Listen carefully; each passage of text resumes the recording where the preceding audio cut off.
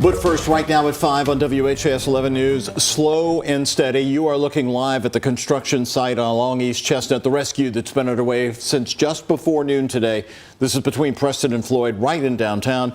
A construction worker is trapped in debris down in a hole right there, you see, right in the middle of your screen. Yeah, at least 10 feet down, Doug. The Louisville Fire Department has been in there in force, handling the removal of the concrete and other debris, at the same time communicating with that man down in the hole.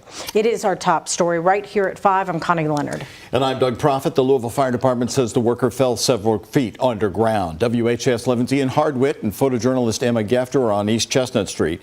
Photojournalist Aspen Hester is following the rescue from a nearby rooftop. And Ian, what can you tell us based on what we're seeing at the moment?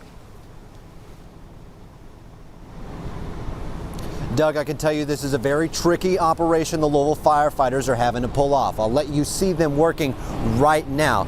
It may not look like a lot from above ground, but below they're sending people down to take out bucket by bucket of concrete chunks that have fallen on top of the worker trapped underneath. Photojournalist Aspen Hester has the view from above. You can see they're using a fire truck to keep the rubble from falling down even further. You can see them pulling everything out, and even now they're firing up some of this crane equipment for the first time since they brought it out in 2 hours. Now, when Louisville Fire arrived on this scene, there were 6 workers, 1 trapped underneath. That's what the fire chief told us earlier today.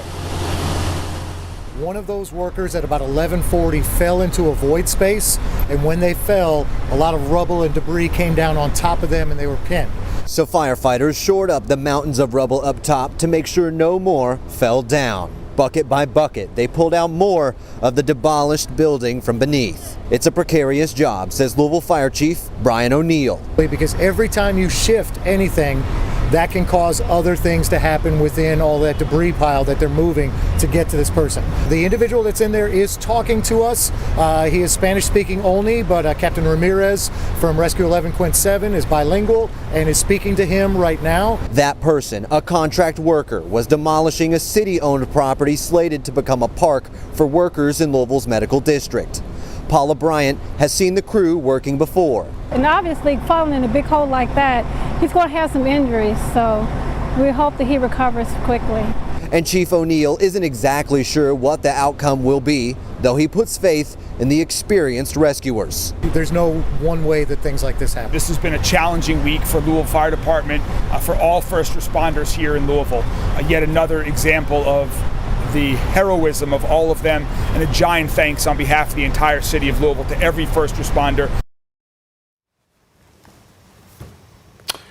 Ian Hardwitt joining us live now. Ian, let's talk a little bit about this on exactly the process of what's going on now as we have that live view from the garage, which is right nearby you.